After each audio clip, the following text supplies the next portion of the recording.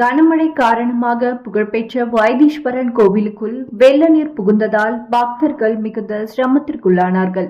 அரபிக்கடல் மற்றும் அதனையொட்டிய பகுதிகளில் வளிமண்டல கீழடுக்கு சுழற்சி நிலவுகிறது. மேலும் தென்மேற்கு வங்கக்கடல் அதையொட்டிய பகுதியில் வளிமண்டல கீழடுக்கு சுழற்சி நிலவுகிறது. இதன் காரணமாக கடந்த 3 நாட்களாக வட தமிழகம் மற்றும் டெல்டா மாவட்டங்களில் பரவலாக மழை பெய்து வருகிறது. ஒரு சில இடங்களில் கனமழையும் ஒரு சில பகுதிகளில் மிதமான மழையும் பெய்து வருகிறது. மயிலாடுதுறை, நாகப்பட்டினம் உள்ளிட்ட மாவட்டங்களில் நல்ல மழை பெய்து வருகிறது. இதன் காரணமாக பல இடங்களில் வயல்வெளிகளில் தண்ணீர் தேங்கி அறுவடைக்கு தயாராக இருந்த பயிர்கள் நீரில் மூழ்கின. இந்நிலையில் மயிலாடுதுறை மாவட்டம் சீர்காழி அருகே உள்ள வைத்தீஸ்வரன் கோவில் பகுதியில் தருமபுரம் ஆதீனத்திற்கு சொந்தமான பிரசித்தி பெற்ற செவ்வாய் பரிகார ஸ்தலமான வைத்தீஸ்வரன் கோவில் அமைந்துள்ளது. இக்கோவிலில் நாள்தோறும் ஆயிரக்கணக்கான பக்தர்கள் வந்து செல்லும் நிலையில் கனமழை காரணமாக கோவிலின் உள்ளே தண்ணீர் புகுந்துள்ளது.